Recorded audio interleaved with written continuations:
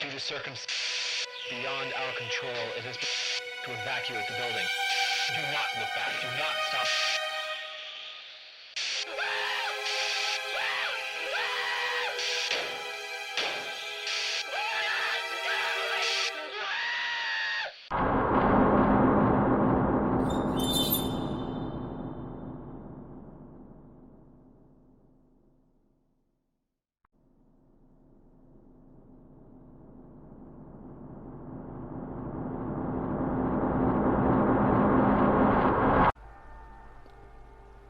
Hello, Will here, and we are here with another Skyrim mod walkthrough, and this is going to be a walkthrough of my third rejuvenated mod.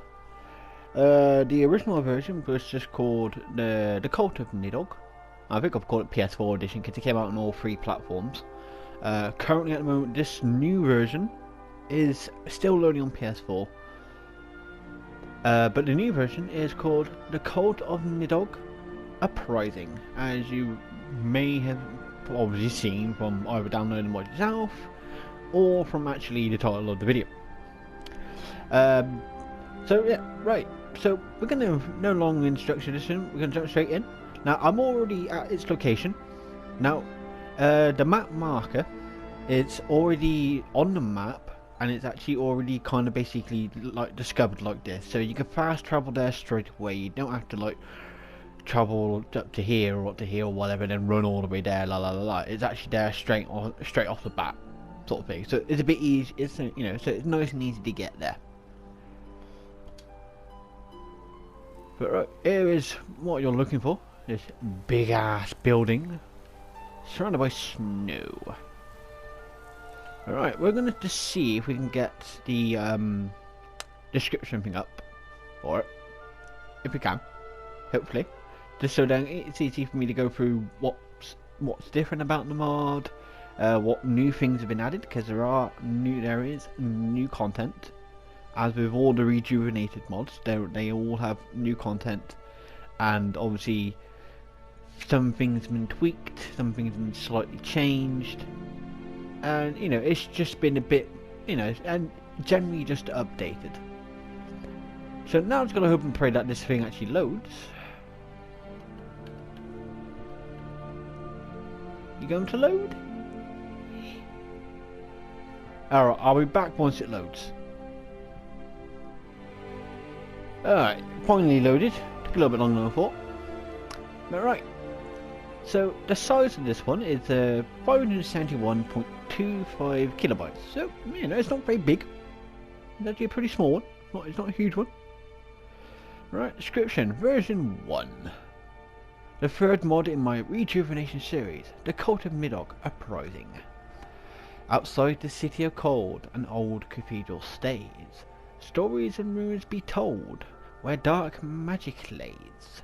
Tales of ghosts, tale of free, down by the coast, down by the sea.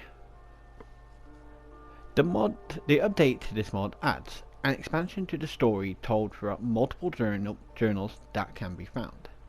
New player home, by the lake near Riverwood, marker already on the map. New player horse, can be found at the new player home. 3 new spells. The key to the new player home can be found at the base of Winterhold College on the coast. Location is marked by a purple glowing tree. This update also fixes a few texture glitches, item clipping, reworked lighting, new room layouts, and finally a tougher Nidhogg. Alright. No, I'm not going to show you the player home just yet. We're actually going to go through all that later on. I'm just going to prepare myself because because now that I've had to undownload this and then re-download this, there might have been a couple of things that I had that I no longer have, so I'm just making sure. So we all seem to be good. Right, and just before we go in, I am playing on legendary difficulty, but the armor and weapon I have it's also quite powerful. So I will suggest to not judge the difficulty of this mod on my playthrough, as some may find it a bit, some of you may find it quite easy, and some of you might find it quite difficult.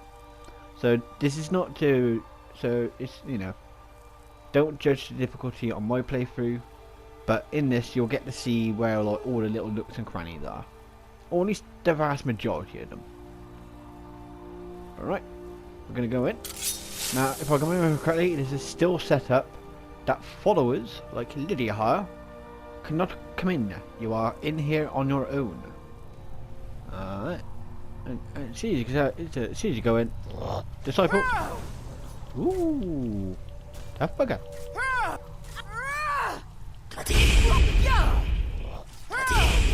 Take him down. Run around. Come here. Oi.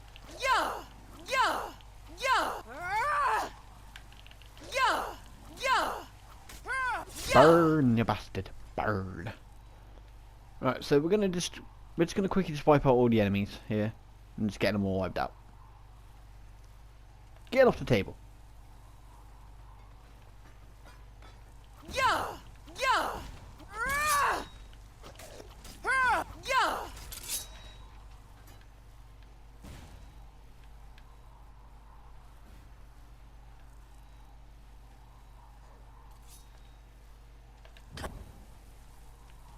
No, you don't.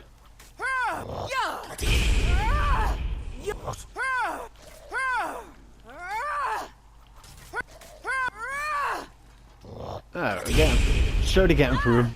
Ow. So yeah, these guys are going to kind of tough. I might actually turn down the difficulty just a little bit, so I'm not here for like forever and ever fighting these guys, because more do appear later on. So what we're just going to do very quickly is, just for the sake of your viewership, we're going to put this down to adept. So we're going to put it onto normal difficulty. Just so, I'm not here for like 5 or 10 minutes beating up one guy. Ah, that's much better, much easier, much faster, much fucking goddamn quicker.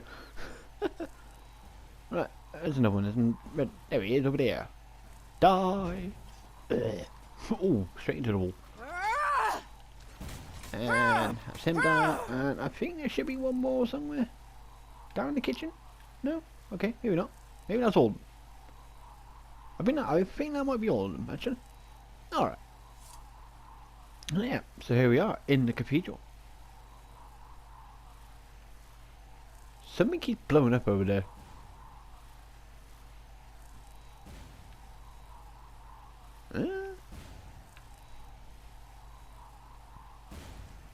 Is that somebody's firing a firebolt? But, oh, I literally have no idea what that is. I think that might be just a bug in the game. Because I've never had that happen before, so I think that might just be a bug in the game. Right. So yeah, so the Nidhogg disciples, I mean, yeah, they'll have some stuff on them, you can get like Daedric sword, and you got their, and their normal kind of loot. But what we're gonna grab here on this side is joining the Nidhogg cult. We're not gonna read that right now. We're gonna read that in a bit. And then obviously you come over here, there's a lot more bookshelves. So if you like literature, if you're a big avid reader of books in Skyrim, then this might be a good place to go. You got a lot of things. It's like on here you got a lot of foods and like ales and foods and stuff like that for making things. Whatever you want. Over here you got the same kind of, you got a few extra bits and bobs as well. Got some cooking spits, some more. Well, you got empty bottles. That's not very good, is it? Empty bottles. What are they gonna do for you? And obviously over here you got a few, you got some shrines of warriors that you can use. The Drakos ones don't work because I made them not work. And but if you come into this one, underneath, I wanted to try and get the water to heal you, but I couldn't seem to program it right, so I just put a shrine of Mara underneath the water. But the shrine works, so So the shrine itself works. It's just that unfortunately I was trying to get it to for the water to do it, the water itself to be the actual activator, but couldn't quite program it right to get it to work. So unfortunately I just had to put that instead. And obviously you got some stones. Obviously, just more. These are just more here, more for decoration. And here you got this dude. Big stone statue of a dragon with a bit of blue. Bit of blue. Alright. So we are going to read the first book. Now, some of these books do get a bit long.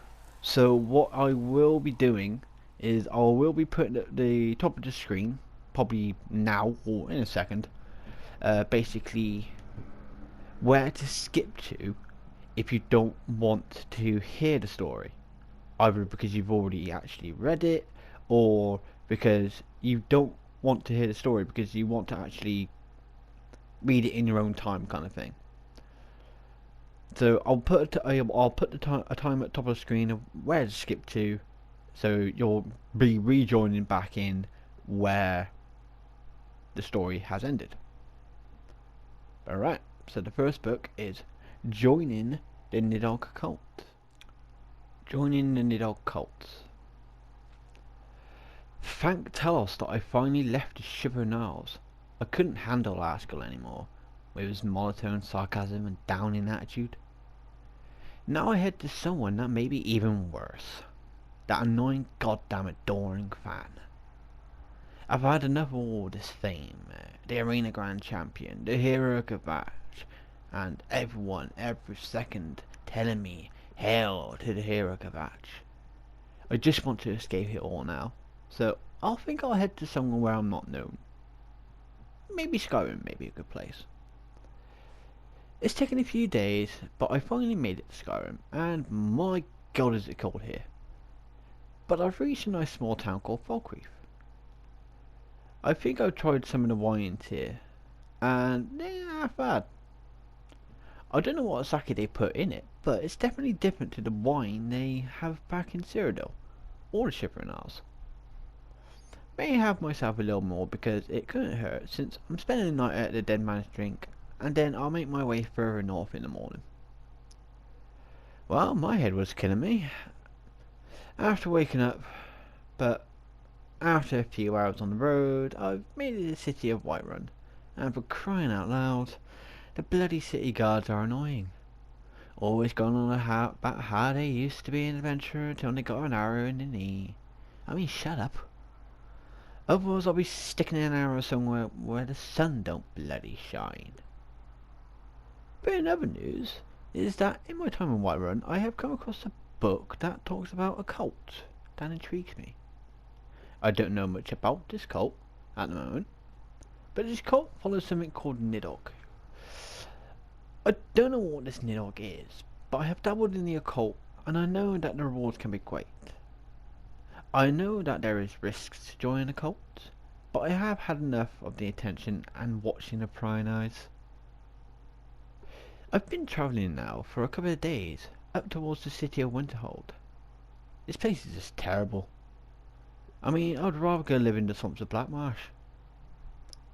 I have brought the book on the Nidhogg cult with me, and it said that to find the entrance I need to travel to the Sea of the Dead. I mean, that's not very hard to figure out. When I found it, I was suspecting some kind of secret entrance or talking door, but no.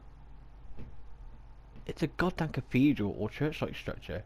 I mean, it sticks out more than the nipples on my breasts do in this cold air. I just walked in. I mean, no resistance, no hostility. This is one of the strangest cults I've ever come across. The people here seem to be very kind, if a bit reclusive. But I got speaking to one of the apostles, and they said that I could join as long as I was willing to devote myself to the dog, and to make a sacrifice to the cult shaman. I wish I knew what the sacrifice was before I agreed to devote myself to the dog, for the sake of solitude and community. When I said yes, I was shown around by Hans. He was very polite, and very handsome, I must say. Hans showed me around the cathedral, telling me telling me what each area was and told me the beliefs and origins of the cult. Though some of the things Hans told me about the origins seemed to be a bit off. I didn't question him on it, since I couldn't help but stare at his arcs. Damn it, Ira. Now it's not the time to be thinking about that. Tonight was my initiation ceremony. As the shaman spoke to the other apostles about Nidhogg, I was being prepared for my initiation. A couple of other apostles, Linda and Sierra, helped me get ready. I was asked to remove my clothing. I didn't find this unusual, as I know many other cults may perform a similar practice.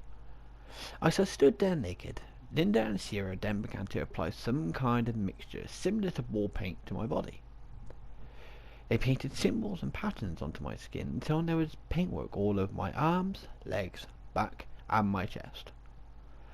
Once that was finally done, the shaman then started speaking to the apostles about that there was a new soul wanting to join the family.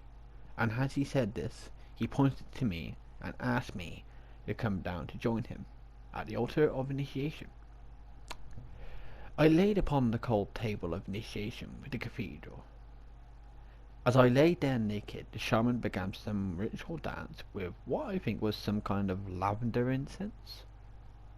The shaman then began chanting something, but I couldn't understand, as it was in a language I don't understand. The shaman then removed his robes, and as he walked towards me, he said something about, to join the family you must give yourself to the family. The shaman then blew the incense he had at me, and as I breathed it in, I began to feel my body become lighter. Even though I could still feel the coldness of the table, I could not move. The shaman then came down on me slowly, opening my legs. The shaman was gentle, but almost seemed like he was under some kind of spell as he took me. My body began to fill with ecstasy as my body began to feel even lighter. After what felt like an eternity, I began to feel the shaman thrust harder, and as the ecstasy built up, I couldn't hold it in anymore. And as the shaman came to an end, I let out a scream of pleasure for all the ecstasy that had built up inside me. After sacrificing my body to the shaman and regaining my composure, I was given some cult robes, and the ceremony continued with feasting and drinking. During the ceremonial feast, I got speaking to Hans once again. I asked him on what happens when a man is initiated. What he told me took me by surprise, as he told me that the men go through the same initiation. When Hans told me this, I almost choked on the wine I was drinking and spat it out all over the table. Hans then asked me if I was okay. I told him I was okay, and I was just not expecting him to say what he did. He laughed and then decided to be a cheeky git, telling me that I was the loudest one he's ever heard. Obviously I called him a bass for that, but we just both laughed. As the night went on and the wine flowed, Hans and I continued to talk, and maybe even be a bit flirty with one another. I don't know why I did, but I asked him if there were any couples in the cult. Maybe I'm just a milk drinker for love stories. Hans told me that there wasn't, as love was not allowed within the cult, but he did tell me that on the full moon the shaman invites a handful of apostles to join him for a night for an apparent ritual orgy. Considering what state Hans and I were in, I'm not entirely sure if I believe Hans, but if it is true, then maybe me and Hans... Damn it, Lyra! Right then. You got the beginning story? Oh, the fire is following. What's going on? The fire... Okay, well, it was. It ain't following anymore. But right, yeah, so you got the first part of the story. But let's carry on, shall we? To the Cathedral and the Croft.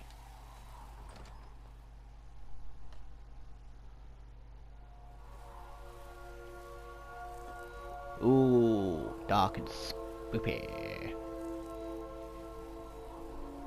Alright. Oh, I see a pair of legs. Take out the legs. Oh, I missed him. How the hell did I miss him? Death to him. Death to them all. How about no? How about no? How about no? I said, how about no? No boy. No boy. Where did that come from? Oh, it's over there. I'm just going to shout away. I'm not going to spend a million years. Now, yeah, in the Undercroft there isn't anything like amazingly special, but in the Undercroft you will get to see like sort of like oh I know what's going on now. Is this? It's the Dragon's Breath. Dragon's Breath. It does the like the storm call that Alduin does. So you get like all those like pieces of rock flying down. For some reason it's working inside. I have no idea why. But now we know why there was all that fire blowing up on the wall in the cathedral. It was because of Dragon's Breath. But yeah, inside in the Undercroft, you know, it's like a basic Undercroft. You'll find some urns, so you'll be able to get some like you might be able to find like little bits of loot, extra gold, you know, and all that kind of thing. You know, just a few little extra goodies here and there. Stabby, stabby. Let's carry on. And now into the next room. Now we're gonna. Hopefully he didn't push those.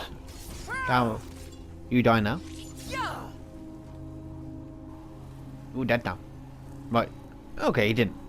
Right. So there is a set of armor, enchanted armor, that you can find within here, and here is the first piece. So we got the Spirit Walker boots. Spirit Walker boots. It is a light armor. Armor rating 41. Wear it is muffled and moves silently. When entering sneak mode, you become invisible. Yeah, you know. So boots are good for sneaking. Being all sneaky. Oh, hello, Mr. Spider. Good for being all Mr. Sneaky. Right. So I'm just gonna go rush off, kill the spider. Oh, it's another tough customer. Right. Ritualistic bed chamber. It's the reason for the red lighting.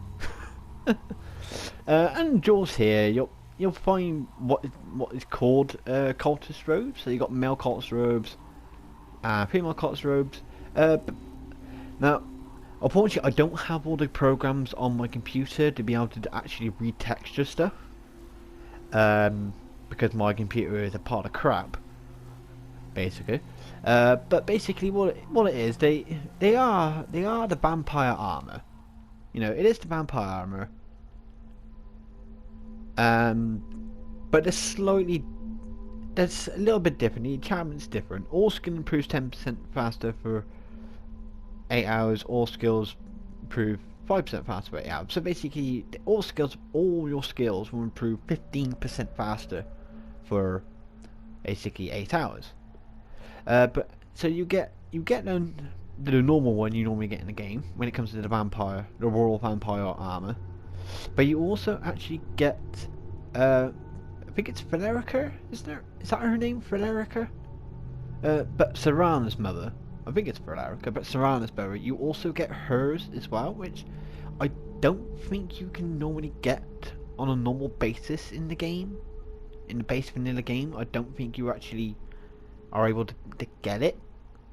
I'm not 100% sure on that, but they're still classed as a light armor. And, you know, armor rating is 96. So it's not a bad armor rating, actually. But these probably be good to use if you just want to try and do like a little bit of leveling up, but in skills that you don't normally tend to use. You know, you just wear this and just go and do some leveling up, basically. But yeah, fortunately, I don't have the programs on my computer to blah, blah, blah, redo or to do new textures by basing it off textures that are already in the game. But again, that's because my computer's a pile of shit. But yeah, ritualistic bed chamber. Ooh, central bed. Ooh. Yeah, I've got to wonder what the hell happened in here. Well, I mean, obviously you could doubt what happened in here. Look at it. It's primed for orgy. But God knows what that shaman was doing. Oh yeah, so you got poisonous cave spider. Hello. Smack. Smack the spider. Right, so on this table here, we have a new sword called the Spider Sword. Now you can see its damage rating was actually pretty high. I mean, it's nowhere near as much as what my Sword of the Red King does. But I think the sword itself is not actually that bad. Damage 273, so that's pretty good off the bat. Weight is 10, so it's quite light. I think its weapon speed is actually a bit higher as well than the normal ebony sword. I think I set it to like, it's like 1.3 times speed kind of thing. So it's not like overly much faster, but it does swing a little bit faster. But it absorbs 30 points of health. Chance to paralyze the target for 5 seconds. If target dies within 5 seconds, fills the soul gem. So it's not a bad little sword. I would say it's not a bad little sword. We also have the Dragon Grasp gauntlets and the Clear Mind helmet. So let's have a look. So we have the Clear Mind helmet. Illusion spells cost 60% less to cast. Magicka regenerates 150% faster. And the Dragon Grasp gauntlets. Time between shouts is reduced by 20%. Destruction spells cost 70% less to cast.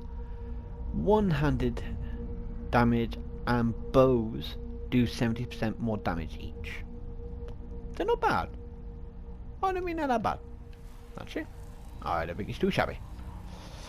And there, right. And then also you have the second book. So once again, I will be putting the time on top of the screen on to where to skip to. If you don't want to obviously hear the story because you want to read it in your own time, or if basically you just want to skip ahead, because I think this one is also kind of a longish one. Alright, so let's get reading, shall we? My time in the Nidhogg cult. I've been here now for a few months, and I am now a disciple, not an apostle. I think I am one of Shaman's favourites, as he regularly invites me to his orgies, and as I am allowed to bring someone if I wish, I always bring hands. I'm still yet to attend the sacrifice, but tonight that will change, as I will be attending one. But they specifically said it was an animal sacrifice. So what other sacrifices do they do? Tonight's sacrifice was a small herd of goats, and as one can imagine, the sight of the sacrifice was grim and visceral. The shaman began the sacrificial chant, and we drove our sacrificial daggers through the hearts of the goats. The blood of the goats slowly seeped out of the wounds, as their life slowly came to an end. After we all spoke out our thanks to Nidhogg and asked for his gratitude, we then removed the heads of the goats and held them above us, allowing the warm blood from the goats' necks to drip down onto us and run down our bodies. This morning when I woke up, I went to get myself some food and found Hans in the kitchen making something. I asked him how he was, and he said that he was doing well, and then passed me some of the food that he had been making. He said that he was wanting to make me a breakfast, but that he also wanted to talk to me, but he couldn't do it in the cathedral. I thanked him for the breakfast, but asked him why he couldn't talk to me about what was on his mind. Hans passed me a note and said see you later. The note said that he wanted to meet me tonight, but outside the cathedral, and for me to meet him under the college on the coast. At this point, I still wasn't sure of why all the secrecy, but I decided to go because over the past few months, Hans and me have been getting very close. And maybe he just didn't want the others to jump to any conclusions. Tonight I managed to sneak out without being noticed, to go and meet Hans, where he said on his note. When I got there, I saw Hans standing in the cold water in nothing but his underwear. I don't know why, because it's not like I haven't seen him naked before, but when I saw him standing there, I couldn't help but stare at him, with a shyness coming over me. When I walked up to him, I couldn't say anything. I was like a girl who just got their first kiss from a boy they liked. When I finally said hello, Hans turned around and held me in an embrace. When he finally even let me go, I asked him what that was for, and he said that he just wanted to. But after that, he took my hand and walked me back to the coast. I didn't know what it was about tonight, at that point, but things felt different. It felt like I was meeting the real Hans. I felt like a young woman again meeting her prince. When we got back to the coast, Hans told me that he wanted to do something with me, and that it was only small, but it was something that he wanted to do. I didn't think about it much at the time, but now looking back at it, I think what he wanted to do was symbolic in his eyes. He asked me to help him with planting the seed that he had, and that he wanted to plant it with me. True, this was something small, but I will say, the night was a beautiful night to do it. The night air was lit by the light of the aurora in the sky, with the sounds of the gently crashing waves behind us. What happened next I was not expecting, but I would not change what happened for anything, as I now know what has been making me feel the way I have been. Hans moved the dirt so I could place the seed into the ground, and as we both began to move the dirt back, our hands touched, and we both froze. I turned to look at Hans, and he was looking back at me, and in that moment I felt Hans' lips touch mine. Within a moment it felt like time stood still and the world went silent. His kiss felt different. It felt like a kiss of passion, and not lust. Once our lips stopped touching, Hans told me that he was falling in love with me. For a moment I didn't know what to say. I thought about what I was feeling, and every time I did, my mind turned to Hans, and the things we have done together. I didn't think about the ritual orgies or the sacrifices, but the times we spent with one another, just talking, cooking food with each other, making each other laugh and helping one another when one of us wasn't doing too well. I thought to myself that maybe I was falling in love with Hans, but just didn't know how to say it. Or maybe just too nervous to confess it. I decided to show Hans my feelings. I pressed my lips against his and laid Hans down, and as I stayed on top of Hans as he begun to undress me, and wow, all I will say is that I think the auroran lights helped with the ecstasy that night. It's been a few days now since the night, and even though we both managed to sneak in a kiss here and there, we still have to be careful, as love is not allowed within the cult. Tonight I have to attend another sacrifice, as the shaman has invited me personally, but will be sneaking out later to meet up with Hans. The sacrifice tonight was a group of criminals that were caught trying to steal from the cathedral. The rituals tonight though felt different. The shaman's speech felt half-hearted, maybe even questionable. It felt like that tonight was an act of revenge. No, not revenge, but a sentencing. As we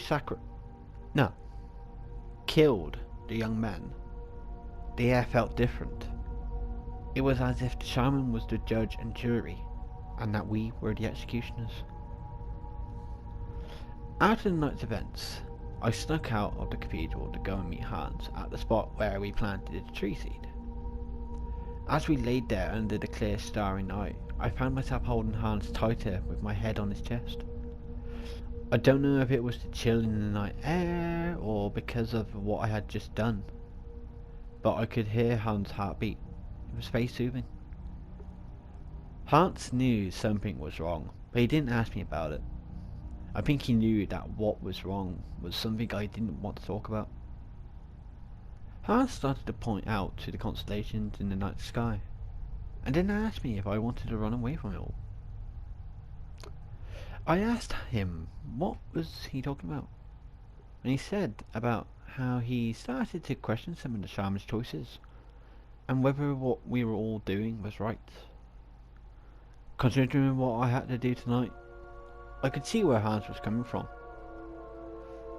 So I said if he had somewhere in mind, that I would run away with him. He told me that it would take a lot of time to get things sorted and arranged, as getting information out to the world and to the right people was not the easiest whilst within the cult. I told him it doesn't matter how long it takes, I'll be ready with him when it is time. It's been a few weeks since Hans asked me to run away with him. Every night we sneak out and see each other. He tells me how things are going.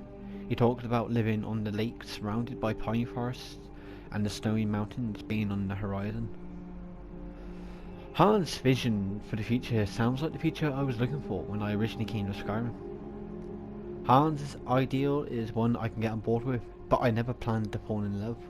But maybe love is what I needed, and now I have found it, and I have found it with Hans. I was invited to another sacrifice tonight, but I could not do it. I have killed many in my lifetime, bandits, stray Mora, goblins, and also seen my fair share of death. No matter what though, I will not kill a child. I know I can be heartless, but I'm no monster. They had the children laid out on the sacrificial tables, adorned in sacrificial robes, and when the shaman said to sacrifice the children to appease Nidhogg, I dropped the dagger and told him I would not do it. The shaman didn't say anything. He just walked up to me and picked up the dagger, and without even looking, he slit the child's throat. The child's sudden silence sent shivers down my spine. I felt my eyes burning as tears started to run down my cheek. In a rage, I grabbed another dagger from the table, shouting at the shaman that he was a heartless bastard. Before I could use the dagger, the shaman grabbed me around the throat and began to squeeze tightly. I don't remember much else after that because I passed out, because of the shaman choking me. But I can remember the last thing the shaman said, which was that there would be consequences to my actions. So yeah, that got a bit dark, a little bit. No, at the end anyway, it got a little bit dark at the end. But also there is a bit of light.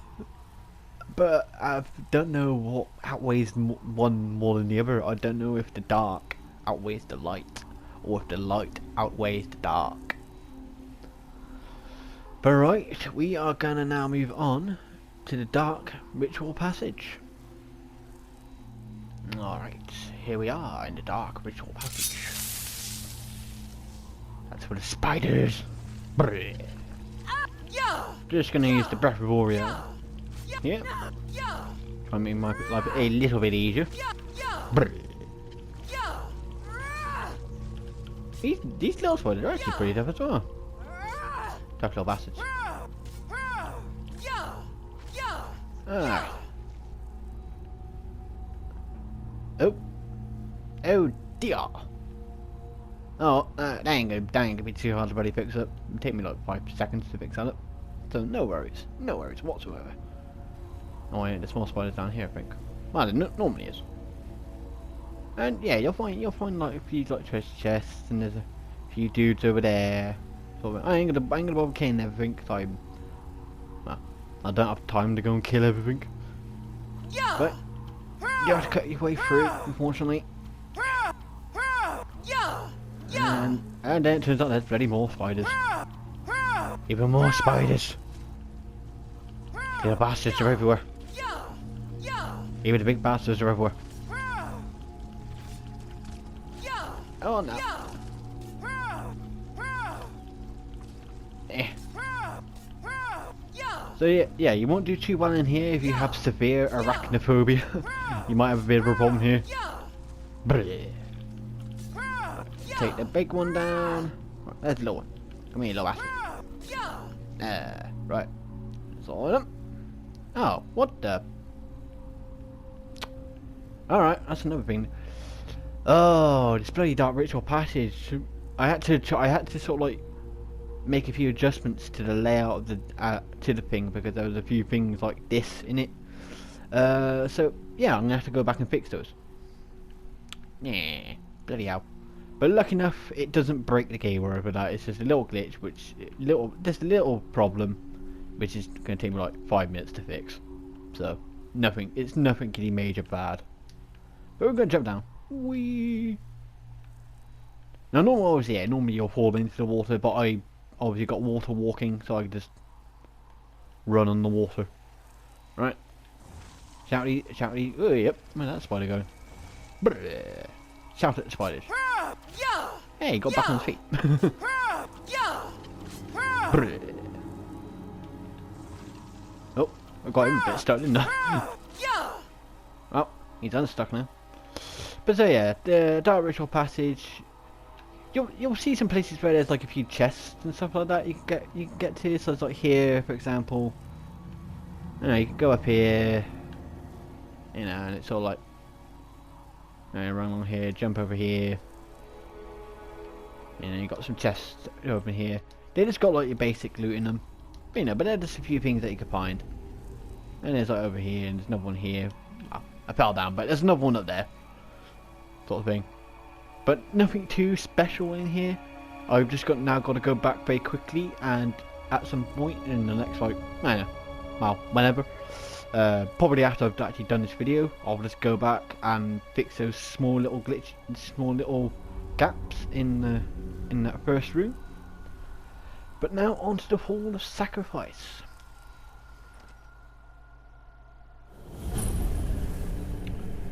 And here we are, the Hall of Sacrifice. Now the Hall of Sacrifice itself, the room itself, has been completely redone. I've completely redone this room. Because the other room, to be honest, was just rubbish. To put it quite simply. The original room was just rubbish. So I've decided to completely redo this one. It's still got the same enemies in it.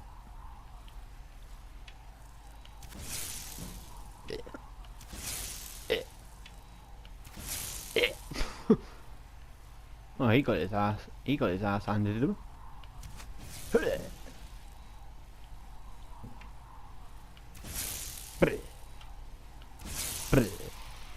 And in the face. But yeah, so these are Nidhogg executioners. Yeah, they don't have anything crazy, just a bit of gold, and they normally have the ebony battle axe on them as well. Alright. So we're gonna have a look at. There is still one more enemy, but he's down there. You can see him. You can see him just over there. Right, we got another book here. Yeah, I don't know why. Dragon. There's supposed to be a piece of armor on here, but it might just fell through or something, or it's moved off or something. I don't know. But look at it. You can still take it. There you go. So that was the Dragon Wrath armor. Increases armor rating by 150 points. Increases your health by 300 points. Health regenerates 225% faster. Now, another thing to be aware of with this piece of armor is it does have the unrelenting. It's not so much unrelenting force, but it has a knockback effect on it. So you can wear it and it will knock back an enemy and actually push them over.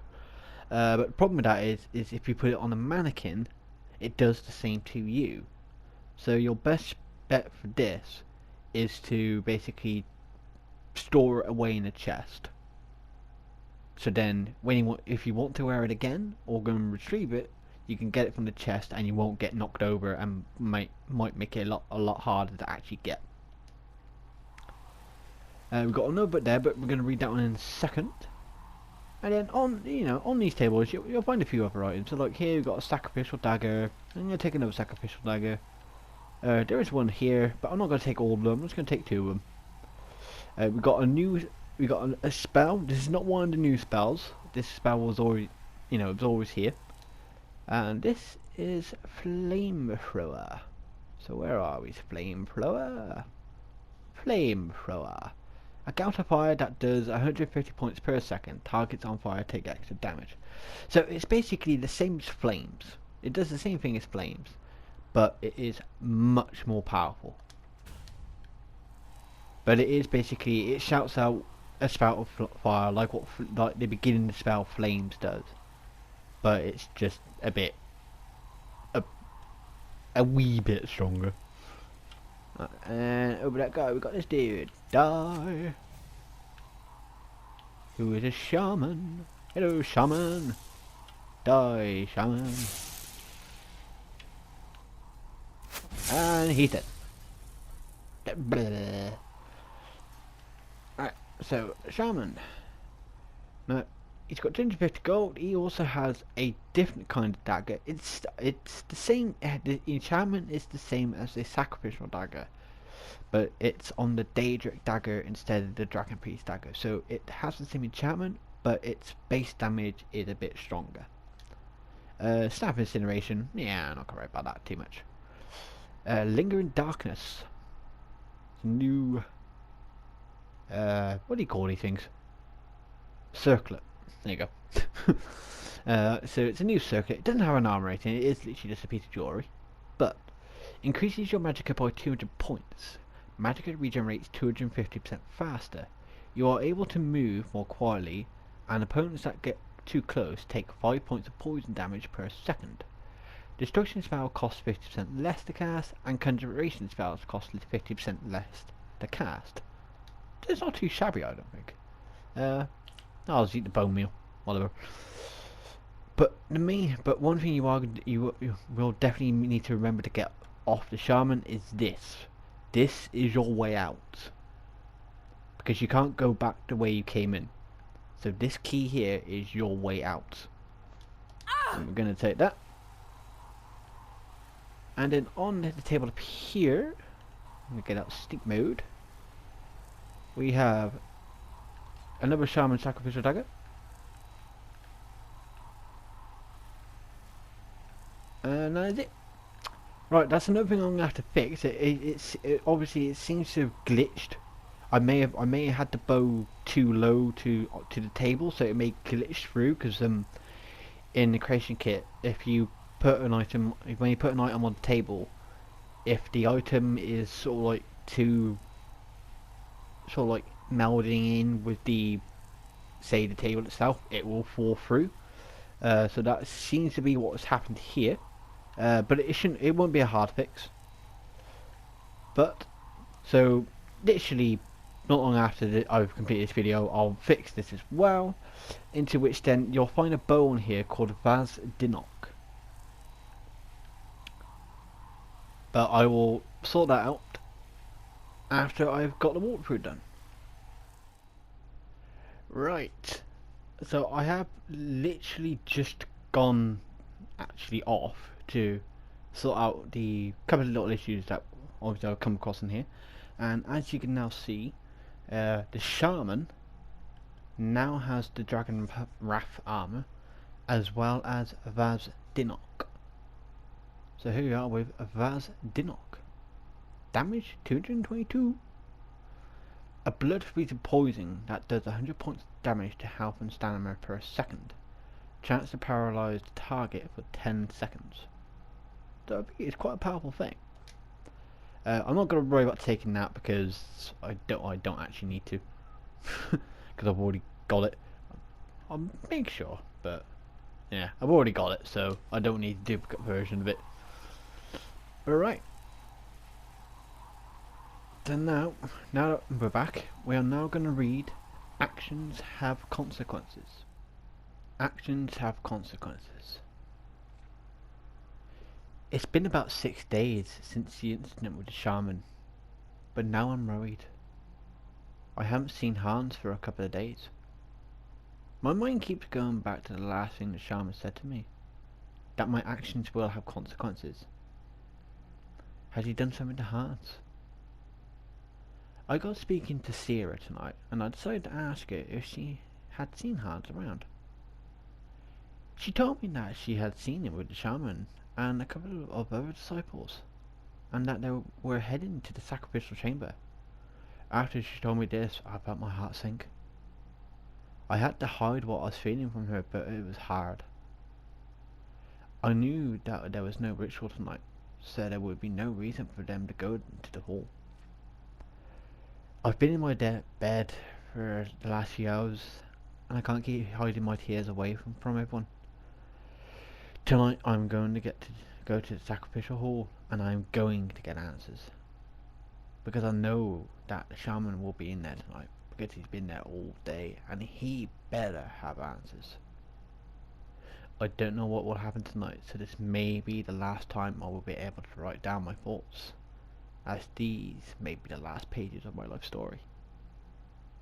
Tonight though, I will get my answers, and if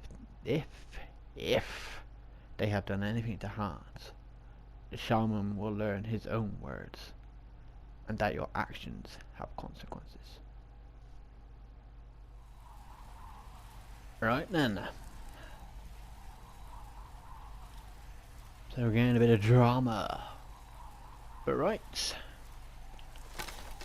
Now, we're gonna go back to the sword of the Red King. As we go to Nidhogg's prison. Ooh. Here we are. Nidhogg's prison. Ooh, moon. Hello, moon. And there he is. Okay, T-posing for some reason. I don't know, maybe it's something to draw distance, maybe. Not entirely sure. He's T-posing. Is he going to stop T-posing? Yep, there you go. Hello, Nidhogg. Right there. Oh golly, actually, you did quite a bit of damage there, considering. I might need to think about...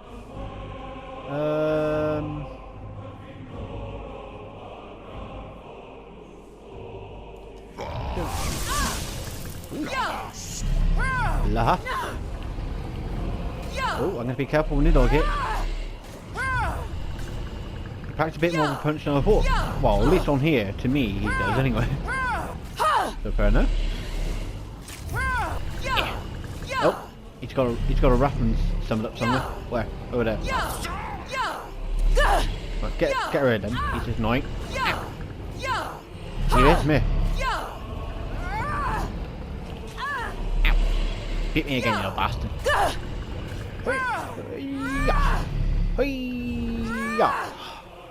Right. Oh, so yeah.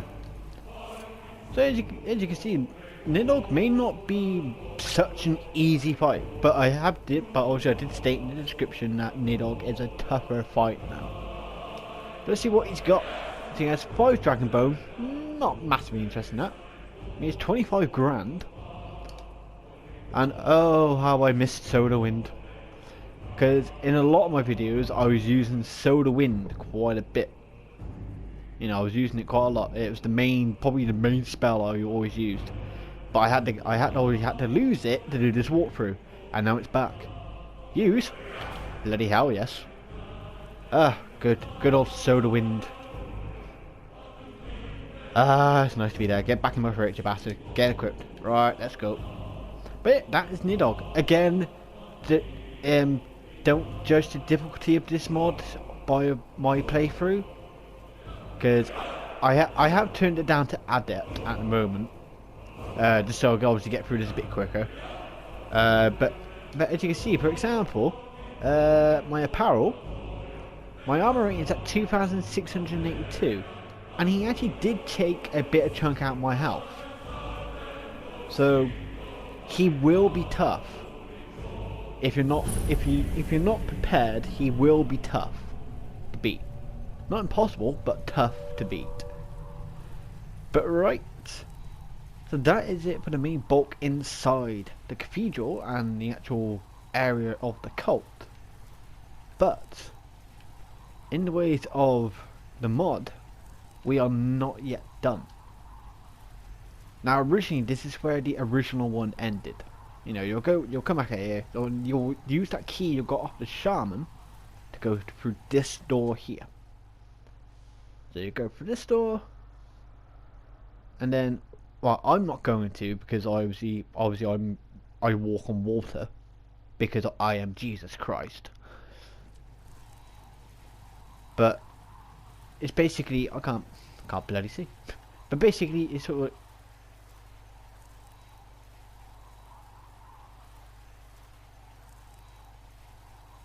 of excuse me? I'll take that. I'll take that. I'll take that.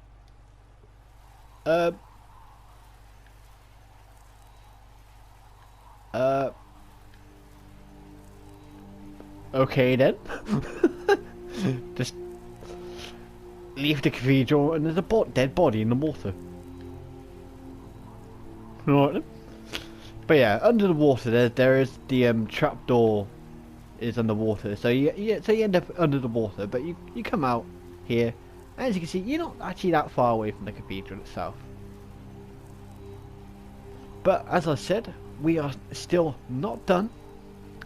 So next we are actually going to go to the location as to where you find the key to the new player home, as well as the final journal to Lyra's story. So I will see you at that location. Right, so we are at the location to where you will find the key to the new player home, and you can see here is the purple glowing tree on the coast. So if you read the story or listened to me reading the story, you'll know what this tree is about.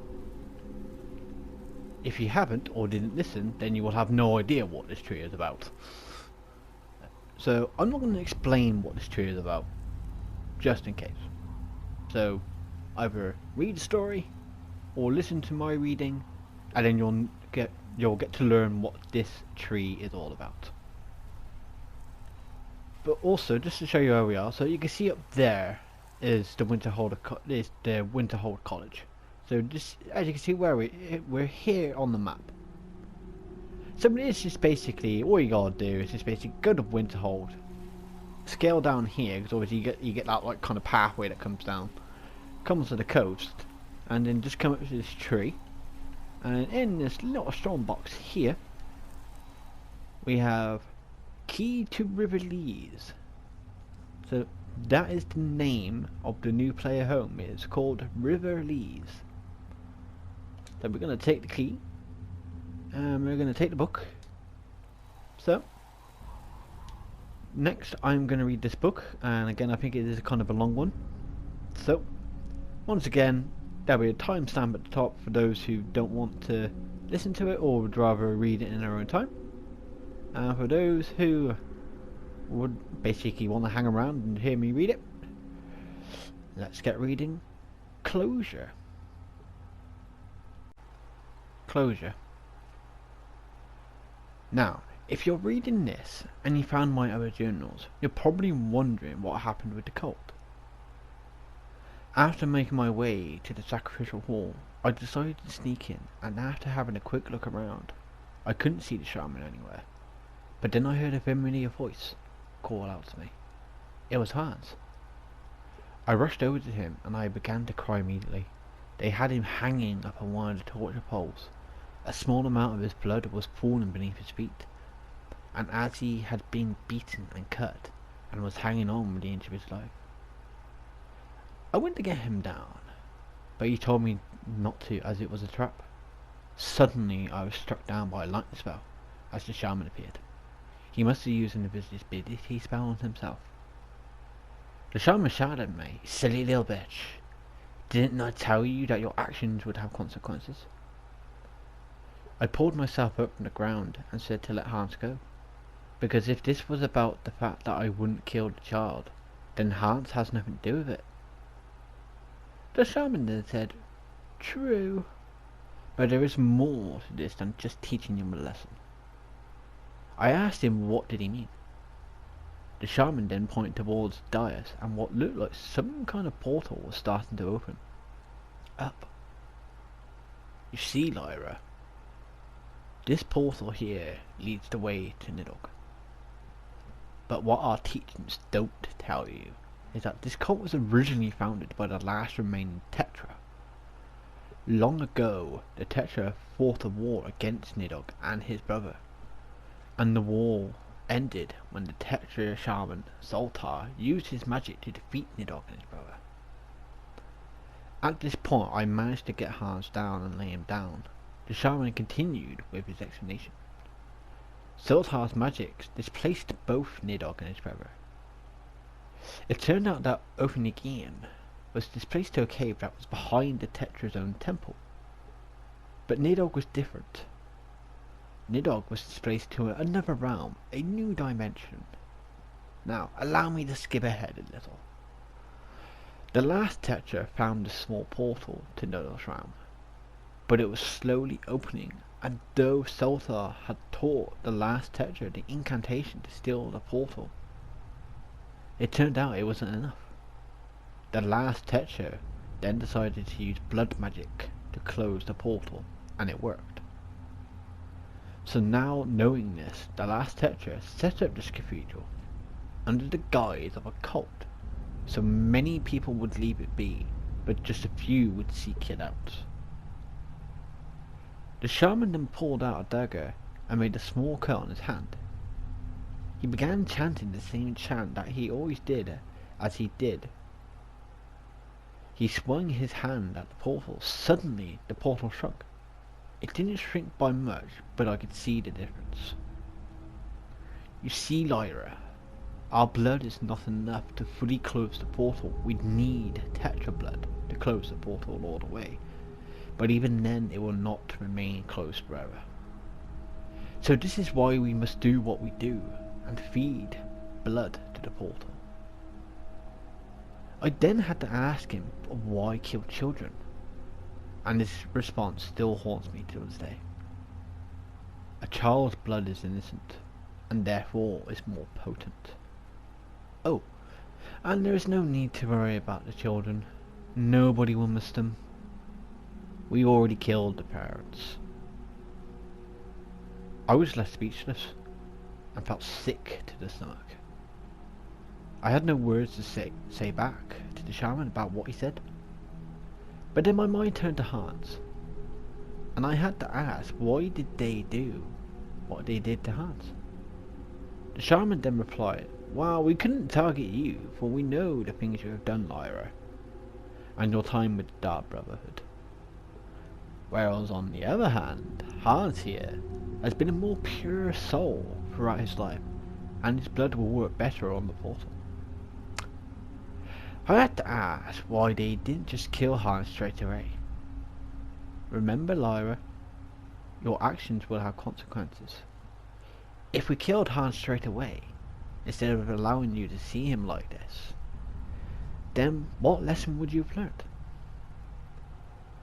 After this, I just had enough, and I told the shaman that I was leaving, and that I was taking Hans with me, and if he tried to stop me, then I would kill him where he stood. The shaman then suddenly teleported from where he was to right in front of me. "Is this close enough for you, Lyra?" The shaman was smiling at me sinisterly. My stomach began to feel warm, and then a sharp pain began to fill my body. The shaman had managed to drive a dagger into my gut. "And now, Lyra, you're going to be a good little girl for me." The shaman ran his hand up my leg and under my robe, until his disgusting dirty hand was in between my legs and rubbing. "I'm going to humiliate you in front of the man you love, and I'll have you again whether you like it or not. You whore." My body was feeling weak from my wound, but I held off the shaman best I could. But the shaman was too strong. He forced himself inside me, and as I screamed and cried, the shaman just kept going faster and pushing harder. But suddenly, the shaman stopped. I couldn't see well as my body was in pain and weak. But suddenly I heard Hans' voice as a dagger was brought to the front of the shaman's throat. Your actions does have consequences. I heard the visceral tearing of flesh, and then suddenly the shaman lay dead next to me. Hans then picked me up and carried me in his arms, but then suddenly the hall filled with the sound of an almighty growl, followed by a deafening roar. I couldn't see too much of what was happening, but after the roar, the hall filled with the bodies of the dead. Hans didn't say anything apart from telling me not to be scared and that he would get us both out. Hans made a dash for a trapdoor at the end of the hall. The trapdoor was used to dispose of the bodies of the sacrificed. As Hans reached the trapdoor, I did manage to get a good look at the head that was poking out of the portal. Though I had never seen anything like it before, I knew it was this Nidhogg. But there's one thing that I still don't know to this day. Nidhogg had the perfect chance to just kill us as we were both weak, but he didn't. I don't know if it was because he didn't want to kill the weak or if he had another reason, because all that Nidhogg did was look at us, and the only way that I can describe it is that he smiled at us. This is the last time I will be writing in this journal. It's been about 10 years now since we escaped the destruction of the Nidhogg cult, and even though I still have nightmares of what happened, I cannot dwell on the past. Hans and I set up a life living in our very own little cottage on the lake, surrounded by pine trees and snowy mountains on the horizon. We even managed to get a horse, which we called Sheba. But he is an unusual horse. He talks. I don't know how, and I never questioned him how he can. Hans and me wed a couple of years after the Nidhogg incident, and are now a father and mother. Our daughter will be 6 in a few days. Hans decided that we should move to a new home, as he knows that Skyrim can be a harsh land. We have decided to move to Anvil and get a home near the coast. Now, I know what you're thinking. Didn't you leave Cyrodiil to get away from everyone knowing who you are? Yes, I am aware of it, but you know what? Doesn't matter now. I have my daughter and my husband. We asked the horse if he would like to join us, but he said that he was happy where he was and that he liked it by the lakeside. It made him feel calm and at home. Hans and I decided that instead of selling the cottage, that we would leave the cottage key at the same spot that we planted the tree 10 years ago, and I would leave this journal with the key. So, if you are reading this, it's your lucky day. You are now the proud owner of a lakeside cottage, and if he's still there, a talking horse. We left some odds and ends in the cottage as we couldn't take everything with us, but maybe you may find a use for them. And one last thing. Never be afraid to tell someone how you feel about them, because how you feel may only flicker like a candle's flame to start, but as you show one another how you feel about one another, that candle flame will soon begin to shine as bright as the sun in the night sky. But right, that is now the end of Lyra's story.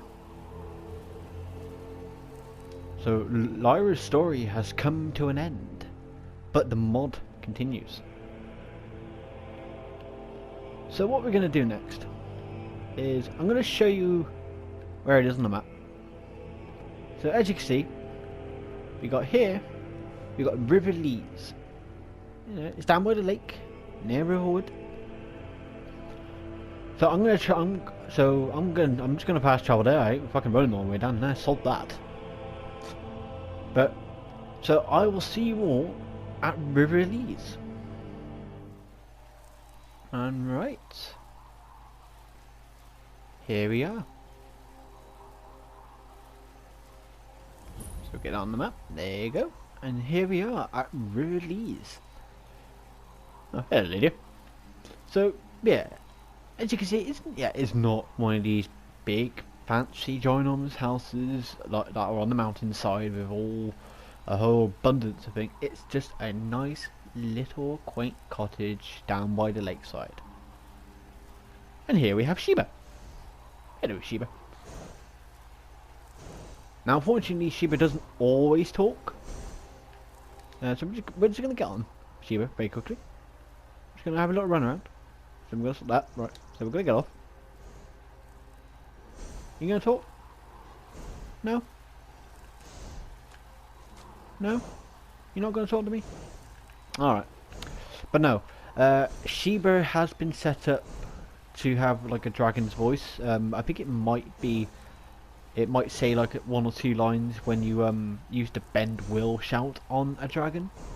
But obviously due to the fact that it's not actually a dragon, you know, she won't always speak. So it's very rarely she'll actually say something, but she does say something. She does speak though. But right, so you got River Elise. So on the outside you got your workbench, you got a grindstone, you got a tan rack, and you have the anvil. The only thing you don't have is the smelter, but obviously I didn't put that in because, well, to be perfectly honest, it wouldn't make any goddamn sense. Is that why the hell would you have a smelter on a wooden platform? But then, lucky enough, there isn't that one that's too far away.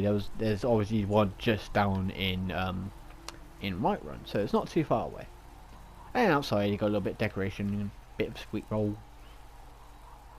So we're gonna go in.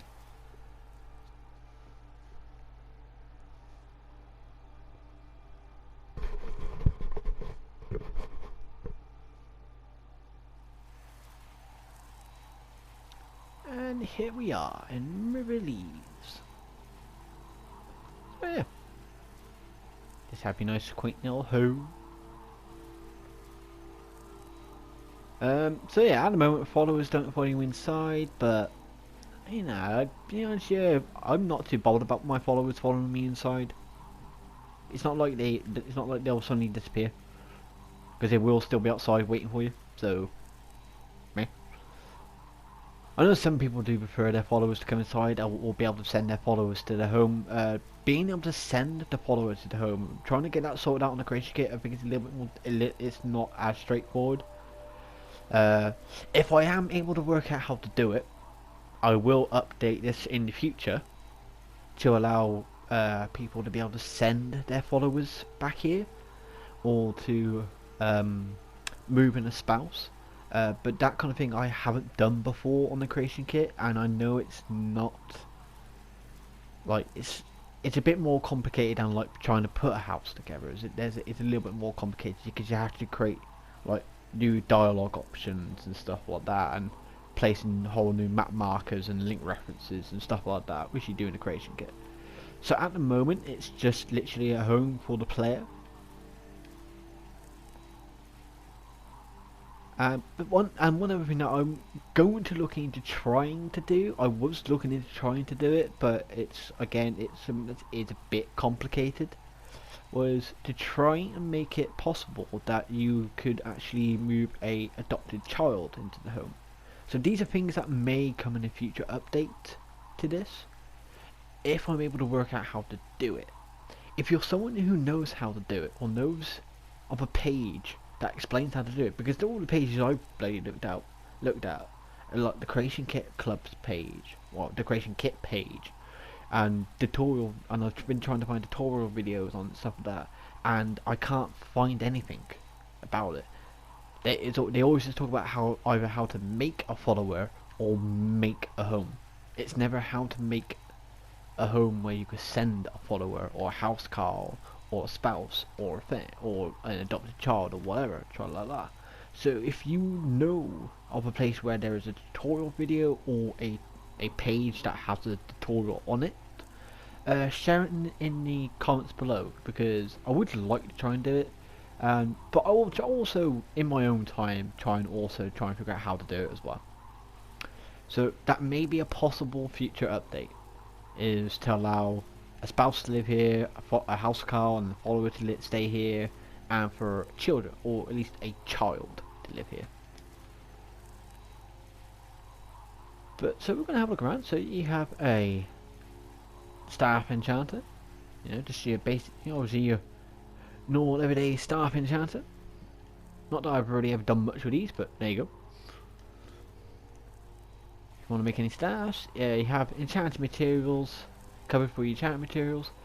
You got all the new spells, all 3 of them are within the house. So the first spell is, obviously, as you just saw, is Conjure Shiva. So yeah, summons Shiva for 300 seconds wherever the caster is pointing. So it allows you to call the horse to you. And obviously you have your Arcane Enchanter, you got some bookshelves, bit of decoration, a bit of a strongbox, a bit more decoration.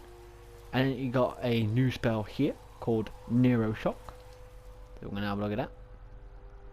A bolt of lightning that does 150 points of shock damage to health and magicka. A cyclone that does 100 points of damage per second and flings victims into the air. We're going to learn that.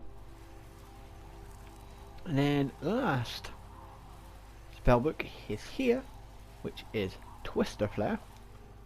And Twister Flare is basically very similar to Nero Shock, but a blast of fire that does 225 points of damage. Targets on fire take an extra damage. A cyclone that does 150 points of damage per second and flings victims into the air. So technically on base damage, this one does the same as Nero Shock. They're both 150. I think it's only just because some of the perks that I have actually increase the amount of fire damage that this thing does. But on base level, they both do the same damage. It's just that one does fire damage and one does shock damage.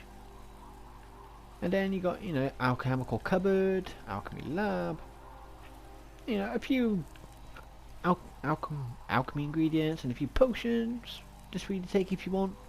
Little dining area, Charles doll, kitchen area. Just again, it's all just primarily just for a bit of decoration. You got your cooking spit. You got yourself an oven. You got some barrel, which I can't really do anything with, unfortunately, because it's just more there for decoration anyway. And here is the player's main bedroom. You got a little tiny chest up here. And you got some bookcases and la la la la. And a little seating area. Stained glass window from the Dark Brotherhood. You got a wedding wreath. Strongbow, you got your wardrobes and you got a display case. For some reason, I did set this up to be able to hold a dagger, but for some reason, when you place the dagger in here, it sort of like froze up here, and I don't know why, and I couldn't fix it, so I got rid of it.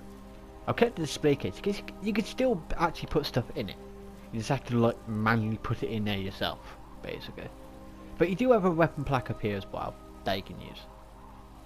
And you got another chair, you got your bed, more wardrobe, bit more decoration, and up here is the Lady Stone, which you can actually use. There you go, Lady Stone added. I can't remember what the lady actually does. What does the lady do? I've got to find that. I've got to bloody find it now. Oh god damn it. Lady, where are you, lady? I've got so many bloody things on me. So, health and stamina regenerates 25% faster. I also have the Lord damage resisted, but that's from the Curious of Oriel. Ah, alright. Oh, there you go. You get a Lady Stone. And creepy doll statue. Ooh, creepy. Alright, so that's your main bedroom. And then here you have an armory. 4 mannequins. 1, 2, 3, 4. who are all creepily staring at you when you're standing in the middle. Creepy. And then you got more weapon plaques on the walls. As you see, there's 8 of them here, so you can hang up 8 weapons and place 4 mannequins. And then you got some chests for the extra odds and ends. And so yeah, a nice simple armory. Child's bedroom for a potential future update. Oh, and you got a shrine here with all the shrines. So if you want to get a blessing, you can get a blessing from every single one, whichever one you want, because they're all here. So yeah, so now a quick rundown. So armory. I should have changed the name to the doors, but but then all you gotta do is just open the door anyway. So, which I'm actually gonna open them for now. It's great. So yeah, so a quick rundown. Armory. Something for a possible future update. Altar shrine. Staff enchanter. Place for the enchantment materials. Enchanting table. Alchemical cupboard. Alchemy lab. Few bits of alchemy stuff you can take if you like. Kitchen area where you have an oven and cooking spit, and this just for obviously for decorational sake. Again, this area just for decorational sake, but obviously you will find a spell tome here, a spell tome here, and a spell tome here. So that's nice, it's a basic tour of Riverlees, and it's a nice little quaint cottage. Yeah, it's not one of these big fancy houses, but it does its job. It does the job, and it's a nice quaint little cottage, I think, and it's in a nice quaint area. Obviously, we need to go back outside again. And you got your patio area, and as you can see,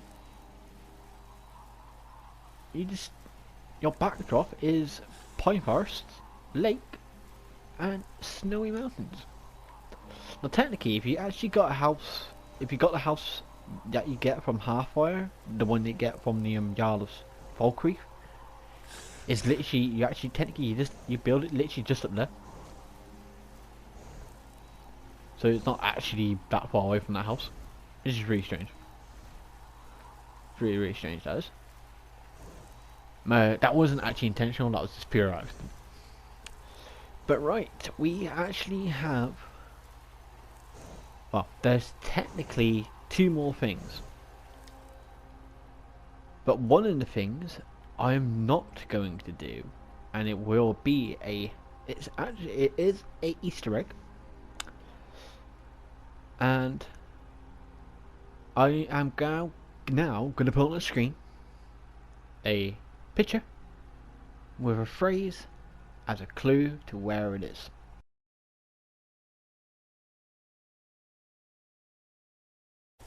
Right, hope you're all able to work out where that Easter egg is from that clue. If not, tough, you're gonna have to work it out. But here we are with what is the final book that will feature in this video. And as you can see, we are in the College of Winterhold. So this mod is very Winterhold based.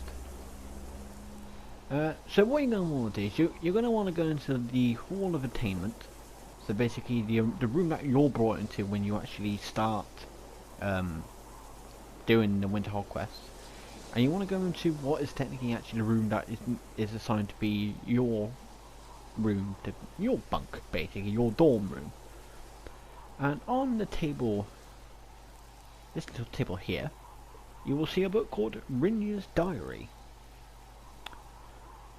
Right, and so I'm going to read this diary, and it is a long one.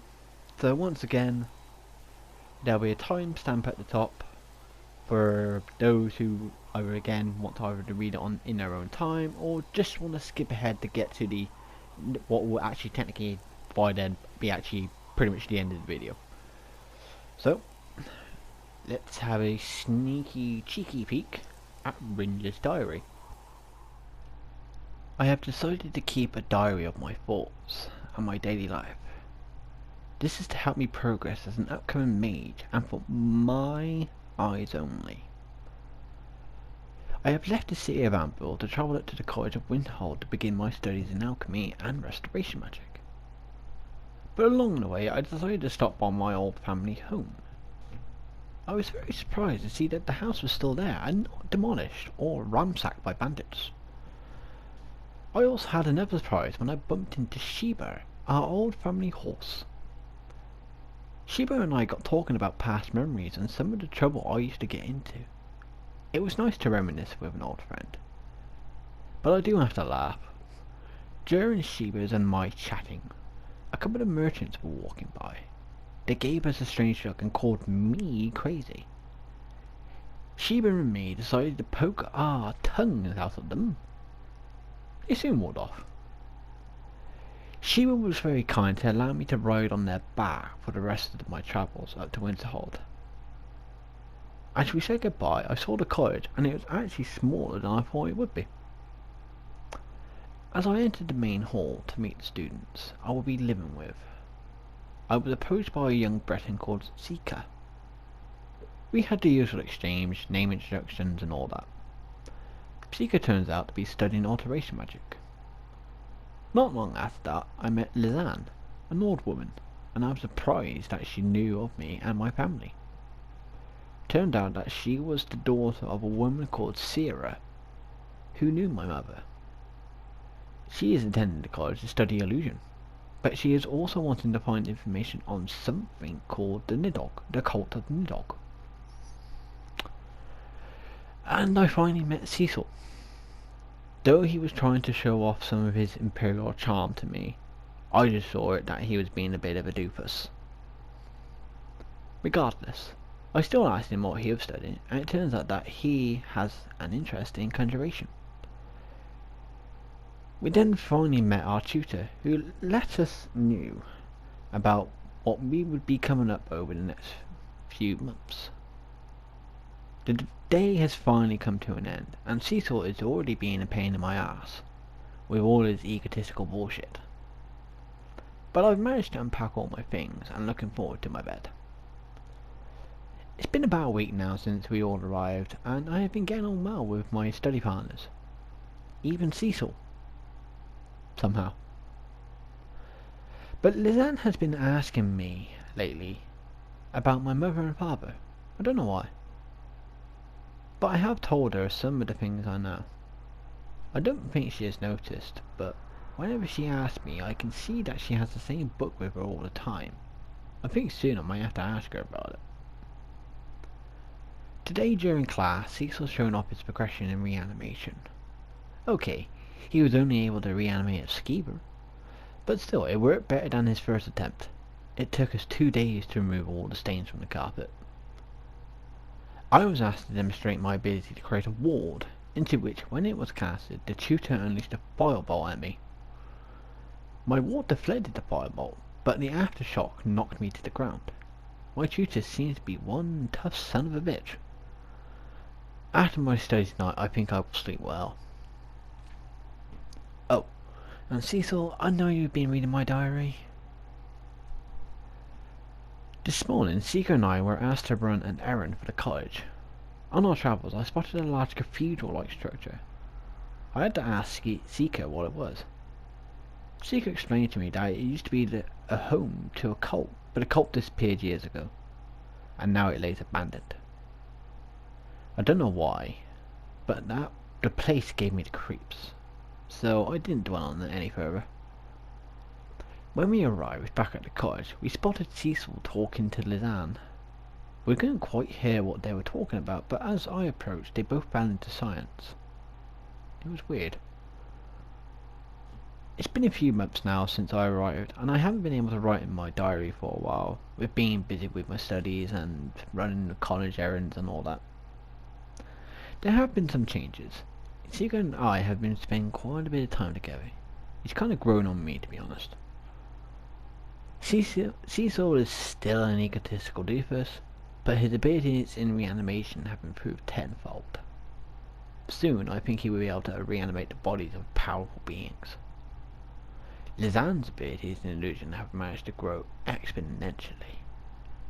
Her abilities have even got all the tutors speechless, as she was able to create an illusion of the four of us meeting in the main hall on our first day, showing us in the past. Seeker, I know Cecil has been showing you my diary, so I know you're reading this. Tonight, the four of us decided to go out for a drink at the local inn. As you can guess, we all got ourselves into a bit of a state, but still had a good laugh. Cecil, the doofus, then came up with a stupid idea. He suggested that we should go and check out the cathedral that gave me the creeps. I obviously refused at first, but then Lizanne spilt the beans. She told me that the reason she knew of my family and me is because her mother used to be part of the cult that resided there, and that my mother also used to be part of it, and that's how Sarah, her mother, knew mine. My mother never mentioned anything about this to me, so I obviously didn't believe it at first. But then Lizanne told me things about my mother that she couldn't possibly know, so I decided to join them. Lizanne and I spoke for a bit more tonight about this cult and asked her about what she knew. She told me what she knew, like what they believed in and some of the practices and rituals they did. I can't believe my mother and father never said anything about this to me, let alone be a part of anything like it in the first place. As we got back to the college, Cecil and Lizanne went inside, but before I could make it inside, Zika stopped me. Zika asked me if I was okay. I told him that I was okay. Now, I don't know if it was because he was drunk or something, but Zika took my hand and kissed me. Before I had the chance to say anything, he said he was sorry and ran inside. When I went back inside, I wanted to find Zika to ask him what that kiss was for, but I couldn't find him. I bumped into Cecil and he laughed at me, asking me why I was blushing. But I just told him to leave it. But I wasn't blushing, was I? I woke up this morning and wanted to speak to Zika about last night, but I didn't have the chance. We attended our lessons as normal, but every time I went to go and speak to Zika, I had Cecil bothering me and reminding me to not forget about what we all agreed last night about going to check out the cathedral. I'll have to try and talk to him tonight when we get back. They're gone. It's been a week now since I went to the cathedral, and I think I need to explain what happened. I will have questions from Mother when I get back home, and to tell her and Dad that I'm sorry for what they had to go through. We entered the cathedral, and the air felt thick and dirty, but Zika used some mage light to try and light up the area, but even with the mage light, the air was still heavy and dark. As we looked around, there was two things that took me by surprise. The first thing was the enormous statue inside the cathedral. Cecil said that the statue was that of a dragon, and we all guessed that the statue was depicting this Nidhogg itself. The second thing I found was a journal that was written by my mother. I went to read some of the journal, but then I came across her account of her initiation. At this point I just dropped the journal, as I did not want to read any further. Even though I have some questions from my parents, I decided to leave the journals and any other possible journals I may find, as I'm sure there is a reason as to why my parents wanted to keep this piece of their past behind them. As we pressed on further into the cathedral, we found a way into what seemed to be something like a catacomb. We didn't come across much in this area, but we still decided to be on our guard because of possible Draugr. When we finally found our way to the end of the catacomb, we came across what seemed to be some kind of bedchamber. We didn't hang around here for too long because just thinking of what this chamber could have been used for just made me feel sick. We then ended up in some kind of cave network, We had to fight off some cave spiders, but nothing we couldn't handle, as we all knew a little destruction magic. We then came across a deep cave shaft, and we could see water at the bottom, but no easy way to get back up. Seeker told us that if we decided to jump down, he could alter the water into small platforms so we could go back up, but we would still have to climb to a degree. We decided to jump down, but I must have hit the water awkwardly because as we climbed out of the murky water, I suddenly had a sharp pain in my ankle. The others asked me if I was okay, and I just said to carry on ahead and that I would catch up. I just needed to use a little healing spell to make it better. Cecil and Lizanne carried on ahead, but Seeker stayed behind. I told him that he didn't need to, but he insisted. Since Seeker wouldn't go on ahead, I decided to ask him about the kiss. I knew it probably wasn't the best time to ask him, but I had to. Seeker said that he didn't know what he was doing and that he knows him and I have become close friends. I told him that he didn't need to be bad about it or be embarrassed about it, and told him that I would like to spend a bit more time with him, and I gave him a little kiss on his cheek. After this, the healing spell had done what I needed it to do, and I said to Seeker that we should move onwards now. When Seeker and I caught up with Cecil and Lizanne, we don't know what room we stumbled into, but I had a bad feeling about it. Seeker asked about the portal we could see on the other side of the hall. Cecil and Lizanne said that they didn't know what it was and was waiting for Seeker to come and see it. Seeker told us that even though he did not know what it was a portal to, but that we should stay away from it as we didn't know what magic was used to create it. As we searched the hall more, we started to find bodies of what looked like scorched victims. We didn't know who they were, but that maybe they used to be some of the cultists. Lizanne then said that she could use her illusion magic to try and see into the past to see what happened. We all agreed that she should do it, but what we saw is something I never want to see again, as it made my blood run cold and sick to my stomach. The time curtain that Lizanne created didn't show us what happened to the bodies, but showed us what happened between my mother, father, and some kind of shaman or priest.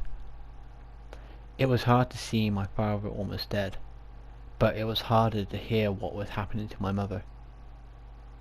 I could still hear her screams.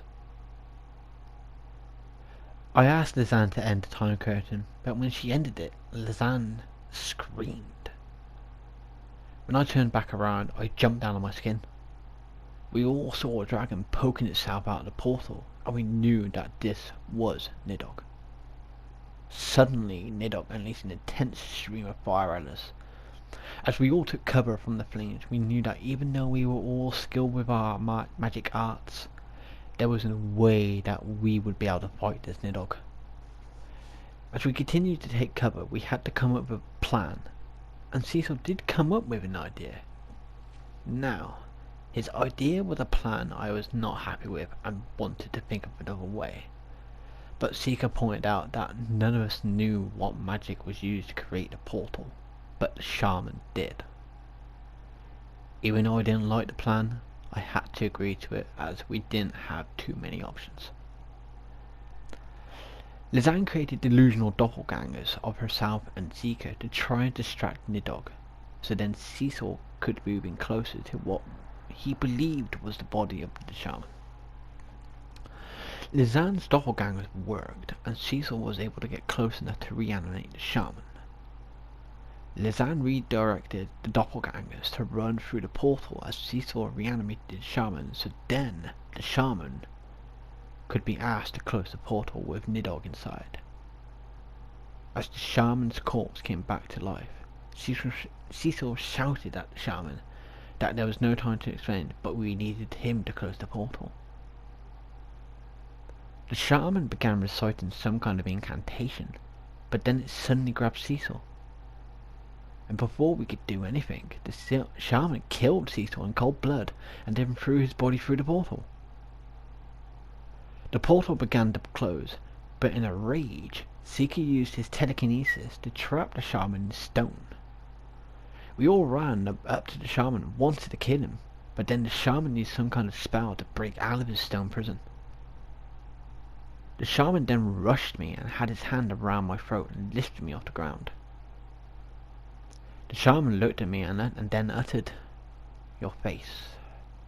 It seems familiar." I screamed the best I could at the shaman that I saw what he did to my mother and that I was going to kill him. The shaman then smiled at me, running his fingers down the side of my face. "Oh, so you must be Lyra's daughter. Interesting." Not being able to move, all I could do was spit in the shaman's face and yell at him to get his filthy hands off me. The shaman laughed. "Well, you're a feisty one, aren't you?" What the shaman said next made me feel cold and nauseous. "Well, I can see that you have your mother's face and spirit. But do you have your mother's body?" The shaman licked his shriveled undead lips, and as he was about to try and rip the clothes off my back, Lizanne had regained consciousness. She managed to stop the shaman with a firebolt. As the shaman rushed over to Lizanne, I managed to find Seeker, and even though I was hurt, he was hurt. He was still alive. As I helped Seeker up and went to go and help Lizanne, we saw that the shaman had Lizanne in a tight grasp around her neck. As I went to prepare a firebolt, the shaman raised his hand and shook his finger. "Ah, if you kill me now, then there will be nobody to stop the portal from opening again." Even though he had my friend as a hostage, I had to back down, as I knew he was right. The shaman then asked me for my name, and then explained his proposition. "Rinya, if you allow me to live, then I can continue to do my duty as the shaman and keep the portal closed, as we cannot allow Nidhogg itself back into this world, and that I will allow you to leave. Despite the urge to kill the monstrous bastard, I knew we didn't have much of a choice in the situation, and I had to agree to his terms. But when I asked him to hand Lizanne back over, he shook his head. "Oh, my dear Rinya, did you not listen? I said that I will allow you to leave. I said nothing about all of you." Enraged, I went to charge at the shaman, but then Lizanne told me to stop and that if it was okay, and that me and Seeker should get out while we still could. I screamed at Lizanne with tears in my eyes that we were not going to leave her, but she told me that it was too late for her. As she pointed towards her feet, I could see that there was a small pool of blood underneath her. She then told me that if we tried to help her, we all die, but if me and Seeker ran, we had the chance. Seeker came up behind me and told me we had to leave. Still crying, I told him that we couldn't, and that we could still save Lizanne. He told me that we had no choice but to do what Lizanne said, as he was preparing the spell. Even though I wanted to help Lizanne and I didn't want to believe them, deep down I knew they were right. I looked up at Lizanne and I told her that I was sorry. And then Seeker said sorry to Lizanne and that it had to come to this. Lizanne looked at us with a tear running down her cheek. "Don't worry, guys. It's okay. I'll see you on the other side." She then smiled at Seeker like she knew what he was going to do to allow him and me to escape. Seeker used his telekinesis once again to trap the shaman within the stone debris. But this time he used more to make sure we had enough time to find a way to get out. As he continued to hold the stone prison in place, I looked for a way out, and then I found some kind of trapdoor.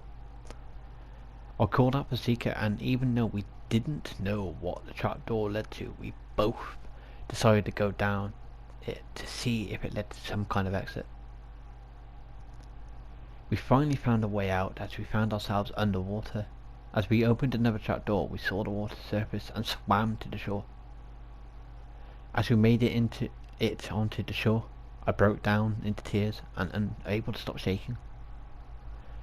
Seeker rushed up to me and wrapped his arms around me, saying that he was sorry. It's been a few months now that I have written into my diary, and since we lost Cecil and Lizanne. I still miss them every day, and I know Seeker does too, though he doesn't show it as much as I do.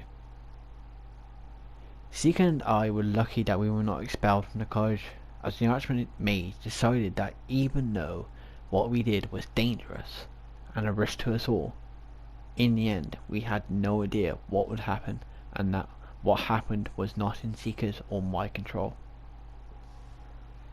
As for me and Seeker, we have decided to stay at the college until the end of the year, at least. But after that, we don't know if we will stay or leave.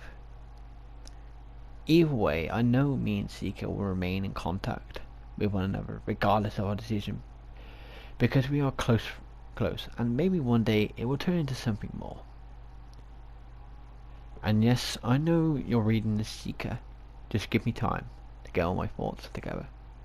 Also, you still don't need to be sorry about what happened to Lizanne.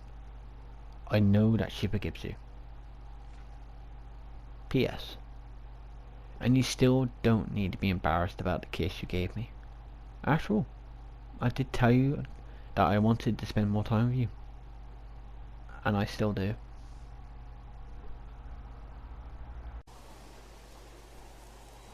So right, that is it. That is the last book. Well, there is one more book, but that is the Easter egg. I'm not going to tell you what the book's about. I'm not going to tell you what it's called. I'm not going to tell you where it is. You'll have to go and look at that clue again as to where to find it. But it is a little hidden Easter egg for you lot to go off and find. But that's it. We are done with this mod, the Cult of Nidhogg Uprising. As we come to an end, we find ourselves in the College of Winterhold. So, if you're watching this and haven't played the mod, then what are you doing? Go download it now. Go. I don't care if you don't have time. Go and do it. Messing with you. But if you're watching this and you've played the mod, but you're just watching this just to make sure that you haven't missed anything, then I hope you enjoyed it. And hopefully, if you did miss a couple of things, that hopefully this walkthrough will help you find the things that you missed. And just hopefully you enjoyed the video, and again hopefully you enjoyed the mod. Now I know at the end of my last walkthrough of my Knights and the Claw restitution video, I know I did say that the next one was going to be the journey to Drakos. Now the reason why that this time it's actually been the Cult of Nidhogg and not the journey to Drakos is because there was a small problem with trying to load in all the plugins to the creation kit and save them as one big file. There was a small issue with it, which I'm trying to still figure that out. But hopefully soon I'm going to be able to figure that out. So then that will be the next one I will be working on, is the journey to Drakos. But again, I hope you enjoyed this video. So please remember to like and subscribe, and to share this video with some of your friends. And to check out my other Skyrim videos, as well as the other videos I've done on my channel. I'm pretty sure that pretty much near enough all of my videos now are actually in the playlist, apart from say a couple of videos. But the rest of them are all in playlists, so you don't have to go and find the individual and just put the playlist on. There you go. And then you can hear my horrible voice for the next 24 hours. Because I've got quite a bit of content there to be watched. if you're bored and you've got nothing else to do. But until the next time, which the next time will either be in the Journey to Drakos, is when I'll be in Skyrim next time, or if you have a mod yourself that you want me to look at, suggest it in the comments below, and I'll give it a little check out, and if I think it's good, I'll put it into a video. So until then, I'll see you all later.